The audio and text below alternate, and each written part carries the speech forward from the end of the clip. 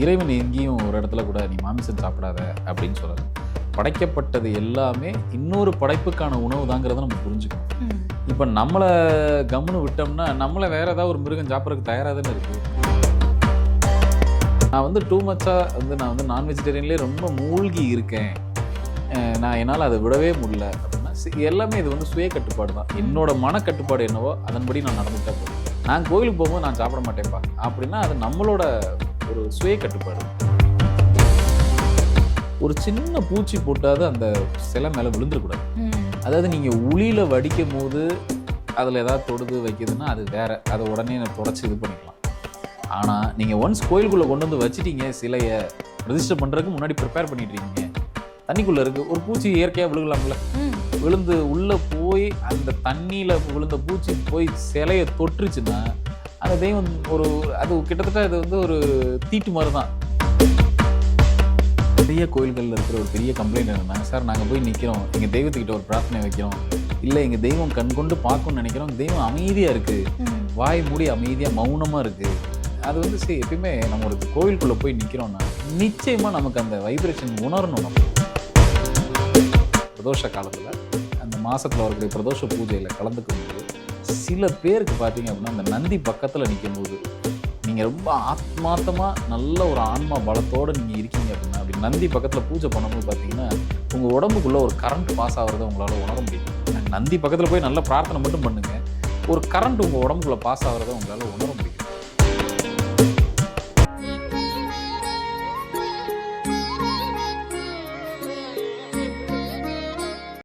Sri மகாஸ் infinity நேயர்களுக்கு நர்மதாவின் அன்பான வணக்கம். நம்மளுடைய சேனலில் தொடர்ந்து பல்வேறு விதமான ஆன்மீக தகவல்கள் பார்த்துட்ருக்கோம். அந்த வகையில் இன்றைக்கி நம்ம பார்க்க போகிற இந்த ஒரு பதிவில் நவம்பர் 15ஆம் தேதி ஆன்லைன் கிளாஸ் நடக்க போது கர்மாவும் பரிகாரங்கள் பற்றின டாப்பிக்கில் அதில் என்னென்ன மாதிரியான விஷயங்கள் கொடுக்க போகிறாங்க அப்படின்றத கேட்டு தெரிஞ்சுக்கிறதுக்காக நம்ம கூட இன்றைக்கி பிரசன்ன ஜோதிடர் அஸ்ட்ரோ நியூமராலஜிஸ்ட் டாக்டர் மகாஸ் ராஜா அவர்கள் அணிஞ்சிருக்கிறாங்க. வணக்கம் சார். வணக்கம்மா. யாரெல்லாம் மாமிசம் சாப்பிட்றாங்களோ, யாரெல்லாம் நான்வெஜ் விரும்பி சாப்பிட்றாங்களோ அவங்க மேலே இறைவனுடைய நிழல் கூட படாது, இறைவனுடைய அருள் வந்து கிடைக்காது அப்படின்ற மாதிரி ஒரு விஷயத்த நிறைய பேர் சொல்லி நான் கேள்விப்படுறேன். உண்மையிலே மாமிசம் சாப்பிட்றவங்களுக்கு இறை அருள் கிடைக்காதா? இறைவன் எங்கேயும் ஒரு இடத்துல கூட நீ மாமிசம் சாப்பிடாத அப்படின்னு சொல்லலை. படைக்கப்பட்டது எல்லாமே இன்னொரு படைப்புக்கான உணவு தாங்கிறத நம்ம புரிஞ்சுக்கணும். இப்போ நம்மளை கம்முன்னு விட்டோம்னா நம்மளை வேற ஏதாவது ஒரு மிருகம் சாப்பிட்றதுக்கு தயாராக தானே இருக்குது. அப்போ நம்மளும் படைக்கப்பட்டது தான். அதாவது ஒரு கிரியேட்டர் இருக்கார், அவர் தான் இறைவன், நம்மளாம் படைக்கப்பட்டவர்கள், நம்மளாம் படைப்பு. அப்படின்றப்போ அது இன்னொரு படைப்புக்கு உணவு தான், அதில் மாற்றமே கிடையாது. அப்படின்றப்போ நமக்காக சில படைக்கப்பட்ட சில விஷயங்களை நம்ம எடுத்துக்கும் போது அது வந்து ஒன்றும் அதுக்கும் ஆன்மீகத்துக்கும் முதல்ல சம்மந்தமே கிடையாது. இறைவன் கிட்டேயே வரமாட்டார், பக்கத்துலேயே போக மாட்டாருங்கிறதெல்லாம் அது தவறான ஒரு கூற்று தான். அதுக்கும் சம்மந்தமே இல்லை. ஆனால் இது என்னவா எடுத்துக்கணும் நம்ம அப்படின்னா, நான் வந்து டூ மச்சாக நான் நான் வெஜிடேரியன்லேயே ரொம்ப மூழ்கி இருக்கேன், நான் என்னால் அதை விடவே முடியல அப்படின்னா எல்லாமே இது வந்து சுய கட்டுப்பாடு தான். என்னோட மனக்கட்டுப்பாடு என்னவோ அதன்படி நான் நடந்துக்கிட்டா போதும். நான் கோயிலுக்கு போகும்போது நான் சாப்பிட மாட்டேன்ப்பா அப்படின்னா அது நம்மளோட ஒரு சுய கட்டுப்பாடு. சில பேர் கோயிலுக்கு போயிட்டு வெளியில் வந்தோடனே வேலைய ஆரம்பிச்சிருவாங்க, அப்படிலாம் இருக்குது. அப்படின்னா இது எல்லாமே நம்மளோட சுய கட்டுப்பாடு தான். சப்ஜெக்ட் என்னென்னா, நீங்கள் அந்த மாதிரி ஒரு க்ஷேத்திரங்களுக்கு போகும்போது நீங்கள் ஒன்ஸ் நான் வெஜிடேரியன் உள்ளே எடுத்துட்டீங்க அப்படின்னா உங்களோட உடம்பு ஸ்லோ ஃபங்க்ஷனிங்க்கு போயிடும் ஆட்டோமேட்டிக்காக. ஏன்னா டைஜஷன் ஆக்டிவிட்டி ரொம்ப அது கொஞ்சம் கஷ்டப்பட்டு தான் உள்ளே இருக்கிற பார்ட்ஸ் எல்லாம் இயங்கிட்டு இருக்கும் டைஜஸ்ட் பண்ணுறதுக்கு. ஏன்னா அது ஒரு ஹார்ட் மெட்டீரியல், மீட்டுங்கிறது ஒரு ஹார்ட் மெட்டீரியல். அந்த நேரத்தில் போய் நீங்கள் பிரார்த்தனை பண்ணுறேன்னு போய் நின்னீங்கன்னா எந்த பிரார்த்தனையும் உள்ளே இழுக்காது. நீங்கள் கோயிலில் போய் நிற்கும் போது உங்களோட உடம்பு வந்து எந்த ஒரு ஆகர்ஷணத்தையும் எடுத்துக்காது. அதனால தான் நான் வெஜிடேரியனை தவிர்த்துருங்கன்னு சொல்கிறதுக்கு ரீசன் அதுதான். சரி, இதை இப்படியும் புரிஞ்சுக்கலாம். ஒரு தெய்வத்தோட சன்னதியில் இப்போ நீங்கள் கோவில்கள்லாம் பார்த்தீங்க அப்படின்னா ஒரு சிலை, ஒரு விக்கிரகத்தை பிரதிஷ்டை பண்ணுறதுக்கு முன்னாடி தண்ணியிலையோ நெல்லுலையோ இந்த மாதிரியெல்லாம் வந்து ஜலவாசம், தானிய வாசம் இந்த மாதிரிலாம் வைப்பாங்க. ஒரு மண்டலத்துக்கு வைக்கணும். அதில் ரொம்ப கேர்ஃபுல்லாக பார்க்க வேண்டியது என்ன அப்படின்னா, ஒரு சின்ன பூச்சி போட்டாவது அந்த சிலை மேலே விழுந்துடக்கூடாது. அதாவது நீங்கள் உளியில் வடிக்கும் போது அதில் ஏதாவது தொடுது வைக்கிதுன்னா அது வேற, அதை உடனே தொடச்சி இது பண்ணிக்கலாம். ஆனால் நீங்கள் ஒன்ஸ் கோயிலுக்குள்ளே கொண்டு வந்து வச்சுட்டீங்க, சிலையை பிரதிஷ்டை பண்ணுறதுக்கு முன்னாடி ப்ரிப்பேர் பண்ணிட்டு இருக்கீங்க, தண்ணிக்குள்ளே இருக்குது, ஒரு பூச்சி இயற்கையாக விழுகலாம்ல, விழுந்து உள்ளே போய் அந்த தண்ணியில் விழுந்த பூச்சி போய் சிலையை தொட்டுருச்சுன்னா அந்த தெய்வம் ஒரு அது கிட்டத்தட்ட அது வந்து ஒரு தீட்டு மாதிரி தான். அந்த தெய்வம் அந்த இடத்துல இருக்காது, போங்கடான்னு கிளம்பி போயிட்டே இருக்கும். நீங்கள் என்ன தான் கொண்டு போய் ரெஜிஸ்டர் பண்ணி வச்சாலும் இதெல்லாம் ஹியூமன் எரர், தப்பு நிறைய நடந்திருக்கும். இதெல்லாம் பிரசன்னத்தில் பார்ப்போம். ஒரு தெய்வத்துக்கு பிரசனம் பார்க்கும்போது இதெல்லாம் நடந்திருக்கும். பார்க்கும்போது சொல்லுவோம், இல்லை இந்த சிலை வந்து இந்த மாதிரி தீட்டு நடந்திருக்கு. அப்படியே கொண்டு வந்து நீங்கள் கவனிக்காமல் பிரதிஷ்டை பண்ணிட்டீங்க, அந்த தீட்டை கழிக்காமல் கொண்டு வந்து பிரதிஷ்டை பண்ணிட்டீங்க. அப்போ நம்ம என்ன புரிஞ்சுக்கணும் இதில் அப்படின்னா, அது ஒரு இறந்து போன பொருள் அப்படின்னு வச்சுக்கிறோம். உயிரற்ற ஒரு பூச்சி போய் தொற்றுச்சு, யதார்த்தமாக போய் தொற்றுச்சுனாலே சிலை ஆட்டோமேட்டிக்காக அந்த இடத்துல உயிரோட்டம் இருக்காது அந்த சிலையில். நீங்கள் என்ன தலையில் நின்னோம் அது ஒரு தீட்டு. அப்போ நம்ம மாமிசம் உடம்புக்குள்ளே போட்டுட்டு வயிற்றுக்குள்ளே போட்டுட்டு கோயிலுக்குள்ளே போனால் என்ன நடக்கும்? நம்மளால் எதையும் ரிசீவ் பண்ணிக்க முடியாது. இதைத்தான் நம்ம ஆளுங்க இப்போ மருவி என்ன பண்ணிட்டாங்க, நான்வெஜ் சாப்பிட்டாலே இறைவன் எட்டி பார்க்க மாட்டார் நம்மள. அப்படியெல்லாம் ஒன்றும் இல்லை. அது உங்களோட மனக்கட்டுப்பாட்டுக்கு உட்பட்டது. உணவுங்கிறது நம்மளோட செல்ஃப் கண்ட்ரோல் தான். இல்லை என்னால் இப்படி இருந்துட்டு அப்படி இருக்க முடியும்னா, நிறைய சித்தர்கள் இதுக்கு முன்னாடி வாழ்ந்தவங்க எல்லாருமே பெரிய பெரிய யோகிகள்லாம் கூட இந்த நான் வெஜிடேரியன் அப்படிங்கிற விஷயத்தை வச்சுக்கிட்டே யோக நிலையில் பெரிய உச்சத்தை தொட்டவங்கள்லாம் இருக்காங்க. அதை தாண்டி இல்லை இது என்னோட செல்ஃப் கண்ட்ரோல், நான் இதுக்கு மேலே நான் இதை எடுக்க மாட்டேன், நான் வெஜிடேரியனாக இருக்கேன் அப்படின்னா அதுவும் உங்களோட ஒரு செல்ஃப் கண்ட்ரோல் தான், விருப்பம் தான். இறைவன் எந்த இடத்துல வந்து எதையும் ஸ்டாப் பண்ண போகிறது இல்லை. உங்கள் உடம்புக்கு என்ன தேவைங்கிறது உடம்புக்கு தெரியும். ஒரு முக்கியமான விஐபி சமீபத்தில் இப்போ அவர் நோமோர், ஒரு முக்கியமான விஐபி, அவர் என்கிட்ட பர்சனலாக சொன்ன ஒரு விஷயம் என்ன அப்படின்னா, ஜோதிடத்துக்கு மேலே பெரிய நிறைய ஆராய்ச்சிகள் பண்ண ஒரு விஐபி. அவர்கிட்ட நீங்கள் வந்து ஜோதிடம் பற்றி பேசுனீங்கன்னா அப்படி நாள் கணக்கில் உட்காந்து பேசலாம். ராமாபுரத்தில் நம்ம இப்போ இடத்துக்கு பக்கத்தில் தான் இருந்தாங்க அவரோட வீடும். ரொம்ப அடிக்கடி மீட் பண்ணிப்போம். அவர் என்கிட்ட பர்சனலாக ஷேர் பண்ண விஷயம் என்ன அப்படின்னா, அவர் கிட்டத்தட்ட 45 வருஷமாக வெஜிடேரியன். அவர் ஒரு பார்ன் கிறிஸ்டியன், ஆனால் 45 வருஷமாக வெஜிடேரியன், நான்வெஜ்ஜே எடுக்க மாட்டார். என்னமோ அவருக்காக ஒரு விருப்பம் ஏற்பட்டு வெஜிடேரியனுக்கு மாறிக்கிட்டார். திடீர்னு ஒரு நாள் சரி நம்ம கொஞ்சம் நான்வெஜ் எடுத்துக்கலாமே உடம்புக்கு அப்படின்னு எடுக்க ஆரம்பிச்சிருக்காரு. திடீர்னு ஒரு நாள் கூப்பிட்டாரு, அவங்க வீட்டில் இருக்கிறவங்களை கூப்பிட்டு நான்வெஜ் செய்யுங்கப்பா அப்படின்னு சொல்லிட்டு நான்வெஜ் எடுக்க ஆரம்பிச்சிட்டார். ரொம்ப தற்செயலாக அவரோட ஃபேமிலி டாக்டரை போய் கொஞ்சம் நாள் கழித்து போய் செக் பண்ணி பார்க்குறாரு. அவருக்கு சில உடல்நிலையில் சில மாற்றம் தெரியுது. டாக்டர் கேட்டிருக்காரு என்ன அப்படின்னா, இல்லை டயட்டை கொஞ்சம் மாற்றிருக்கேன், இந்த மாதிரி நான் வெஜிடேரியன் எடுக்க ஆரம்பிச்சிருக்கேன். அப்போது டாக்டர் சொன்ன பதில் சரிதான், உங்கள் ஹார்ட்டுக்கு இப்போ தேவைப்படுது, நீங்கள் எடுங்க. யாராவது எதாவது சொன்னாங்களான்னு? இல்லை எனக்காக தோணுச்சு. இந்த ஸ்டோரி எதுக்கு இப்போ சொன்னேன் அப்படின்னா, அவர் என்கிட்ட சொன்ன இதில் இருந்து நம்ம எடுத்துக்க வேண்டிய விஷயம் என்ன அப்படின்னா, என் உடம்புக்கு என்ன தேவையோ அதை கேட்டு வாங்கிக்கிச்சு. நான் அந்த இடத்துல தடுக்காமல் இருந்தாலே போதும். உடம்புக்கு தெரியும் தனக்கு என்ன வேணுங்கிறத. நீங்கள் உங்கள் அறிவை புகுத்துறங்கிற பேரில் அதை அவாய்ட் பண்ணி பட்டினி போடாமல் இருந்தாலே போதும். தேவைன்னா உடம்பு கேட்டு வாங்கிக்கும். பொதுவாகவே நான் வெஜிடேரியன் எடுக்கிறவங்களுக்கு அந்த ஃபைட்டிங் மெக்கானிசம் உடம்புக்குள்ளே நிறையா இருக்கும். நோயை எதிர்க்கிறது, டைஜஷன் எதிர்த்து நிற்கிறது, அதெல்லாம் கொஞ்சம் அதிகமாக இருக்கும். வெஜிடேரியனாக இருக்கவங்களுக்கு இருக்காதுன்னு சொல்ல முடியாது, கொஞ்சம் அதை விட கொஞ்சம் குறைவாக இருக்கும். தெய்வத்தை வந்து பிரதிஷ்டை பண்ணுறதுக்கு முன்னாடி வந்து நம்ம கோவிலுக்குள்ளே வந்து தண்ணிக்குள்ளே வைக்கிறதோ இல்லை வந்து ஒரு நெல்லுக்குள்ளே வைக்கிறதோ பண்ணும்போது ஒரு பூச்சி வந்து பட்டுருச்சு அப்படின்னா அது வந்து தீட்டா வந்து கருதப்படும். தெய்வ சக்தி அங்கே இருக்காதுன்னு சொன்னீங்க.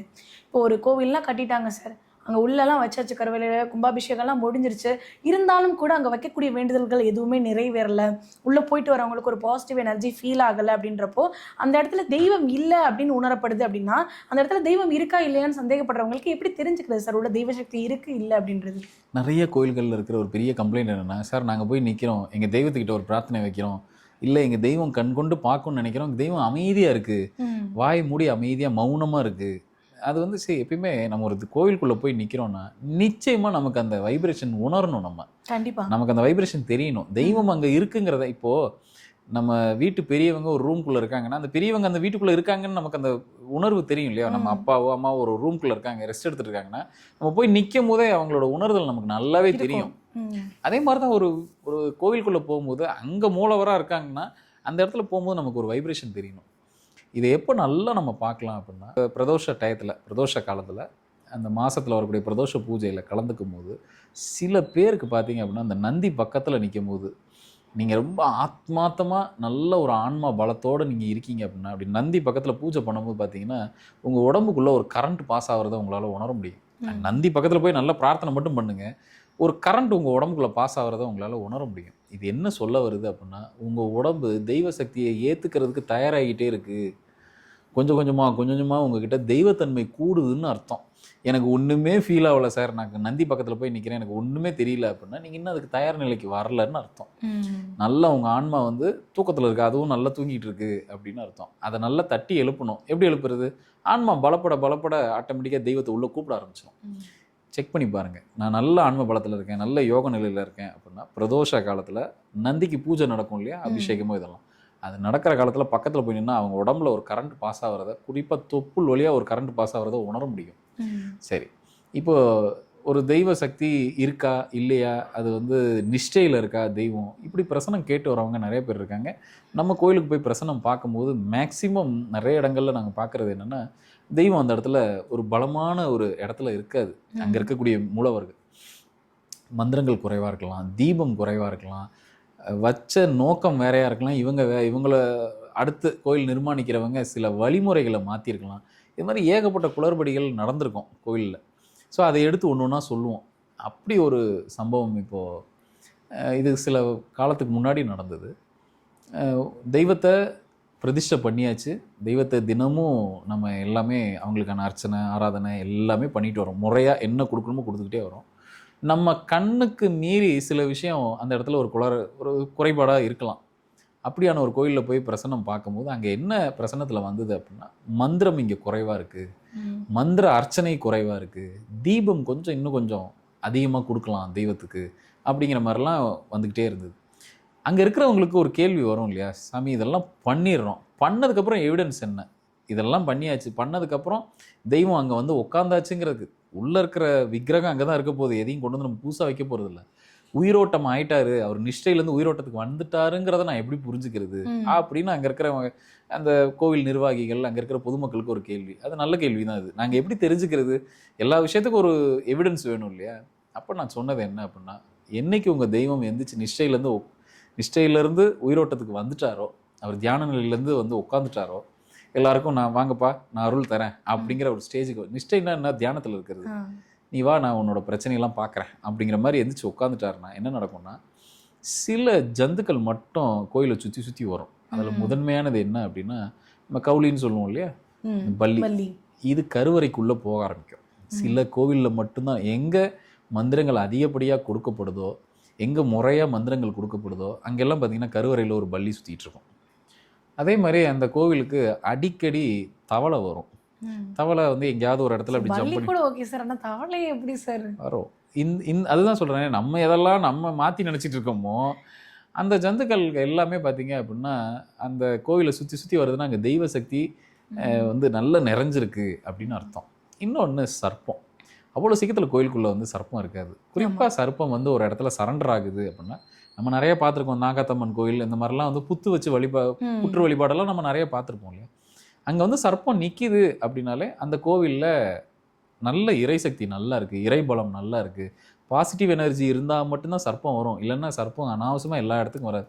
ஒரு வீட்டுக்குள்ளேயே சர்ப்பம் வருதுன்னா அங்கே எதையாவது ஒரு விஷயத்த சொல்கிறதுக்கும் இல்லை எனர்ஜி நல்லா இருந்தால் மட்டும்தான் சர்ப்பம் அந்த வீட்டுக்குள்ளே வரும். சும்மா எல்லார் வீட்டுக்குள்ளேலாம் சர்ப்பம் போயிடுறாங்க. நிறைய வீடுகளில் வந்துட்டு போனதுக்கப்புறம் கெட்ட காரியங்கள்லாம் நடக்குதுன்ற மாதிரிலாம் ஒரு ஸ்டேட்மெண்ட் இருக்கு. உங்களுக்கான அலர்ட், நீ கொஞ்சம் ஜாக்கிரதையா இருந்துக்க, இந்த விஷயம் நடக்கிறதா இருக்கு இருந்துக்கோன்னு சொல்றதுக்காக. நிச்சயமா சர்ப்பம் வந்து உங்களை வந்து பெருசா உங்களை அலர்ட் உங்க தெய்வ பலம் நல்லா இருக்கு, உங்க குலதெய்வ பலம் நல்லா இருக்குன்னா மட்டும்தான் சர்ப்பம் வந்து வான் பண்ணிட்டுப்போம். நம்ம சில எபிசோட்ஸ்க்கு முன்னாடி ஒரு விஷயம் பேசணும், இந்த குடுகுடுப்புக்காரங்க வந்து வான் பண்ணிட்டு போவாங்க.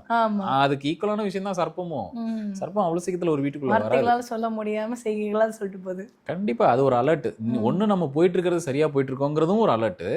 இல்லை அடுத்து கொஞ்சம் தடுமாறுறதா இருக்குது, கொஞ்சம் பார்த்து நடந்துக்க, நீ எடுத்த டிசிஷன் சரியில்லைங்கிறதையும் அலர்ட் பண்ணிக்கிறது தான் சர்ப்பம் வரும். ஆனால் நம்மளுங்க எப்படி எடுத்துக்கிறோன்னா, சர்ப்பம் வந்துட்டு போனதுக்கப்புறம் நிறைய நெகட்டிவ் நடக்குது, அப்போ வீட்டுக்குள்ளே நிறைய தோஷம், அதெல்லாம் ஒன்றும் கிடையாது. சர்ப்பம் நல்ல எனர்ஜி இருந்தால் மட்டும்தான் சர்ப்பம் வரும். சர்ப்பம் எங்கெல்லாம் இருக்கோ அங்கெல்லாம் வந்து நல்ல செல்வ வளம் இருக்கும். அப்படி இல்லைன்னா அந்த பக்கம் சர்ப்பம் வராது. எந்த கோயிலில் அடிக்கடி வந்துட்டு போதோ அந்த கோயில் பிற்காலத்தில் பெரிய லெவலில் வரப்போகுது அப்படிங்கிறத புரிஞ்சுக்கலாம். அதுக்கப்புறம் மயில், அப்புறம் பட்டர்ஃப்ளை, இந்த மாதிரி சொல்லிகிட்டே போகலாம். இவங்கெல்லாம் அடிக்கடி கோயிலில் வந்து நிறைய சுற்றிக்கிட்டே இருக்காங்க, வந்துக்கிட்டே இருக்காங்க அப்படின்னா இது வந்து ஒரு மிகப்பெரிய ஒரு பாசிட்டிவ் சைன். அங்கே உள்ளே இருக்கிற மூலவர் உயிரோட்டத்தோடு உட்காந்துருக்காரு, நீங்கள் போனீங்கன்னா அங்கே உடனடியாக ரிலீஃப் இருக்குது அப்படிங்கிறத புரிஞ்சுக்கலாம். இப்படி சில கோயிலுக்கு நான் எழுதி கொடுத்து அதுக்கப்புறம் பார்த்தீங்க அப்படின்னா இந்த மாதிரியான மூமெண்ட் இருக்கும்போது அவங்க புரிஞ்சுக்கலாம், நான் இப்படி தான் எழுதி கொடுத்துட்டு வந்தேன், உங்கள் கோயிலுக்கு இதெல்லாம் நடக்கும். எங்கேருந்தோ வந்து ஒரு மயில் அங்கே உள்ளே வந்திருக்கு, அந்த கோயிலுக்குள்ளே ஒரு சர்ப்பம் வந்துட்டு போகுது, தவளை உள்ளே வருது, பல்லி வந்து குறிப்பாக அதாவது கோவில் வளாகத்துக்குள்ளே இருக்கும், கருவறைக்குள்ளே போய் அந்த சாமி இருக்கிற கருவறைக்குள்ளே அவ்வளோ சீக்கிரத்தில் போகாது.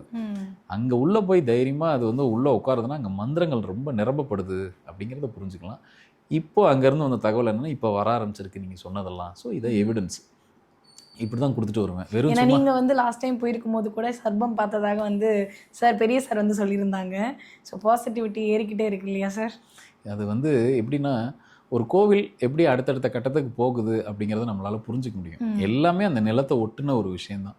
ஸோ அந்த பிளெஸ் பண்ணுற விஷயமே என்ன அப்படின்னா இந்த மாதிரி தான் வந்து நமக்கு காட்டுவாங்களே தவிர நேராக வந்து நமக்கு வந்து காட்சி தரதுங்கிறத விட இந்த மாதிரி ஜந்துக்கள் ஈஸியாக அங்கே நடமாட்டம் இருக்குன்னா நம்ம புரிஞ்சுக்கலாம். அந்த கோயில் நிச்சயமாக பெருசாக பவர் ஆகிட்டே வருது அப்படிங்கிறத புரிஞ்சுக்கலாம். Okay sir. நான் வந்து மக்களுடைய வாழ்க்கையை வந்து எவ்வளோ அழகாக நடத்திட்டு போகணும், இப்போ ஒரு பிரச்சனையிலேருந்து எஸ்கேப் ஆகி ரொம்ப ஸ்மூத்தாக வாழ்க்கையை நடத்திட்டு போகணும் அப்படின்னா இந்த மாதிரி விஷயங்களெல்லாம் ஃபாலோ பண்ணால் போதும் அப்படின்றது ரொம்ப எளிமையாக ஆன்மீக ரீதியாக நிறைய விஷயங்கள் எடுத்து சொல்லிட்டு இருக்கீங்க சார். கண்டிப்பாக பார்த்துட்டு இருக்கக்கூடிய மக்களுக்கு இது ரொம்ப பயனுள்ளதாக இருக்கும் நம்புகிறோம். ரொம்ப நன்றி சார். நன்றிம்மா.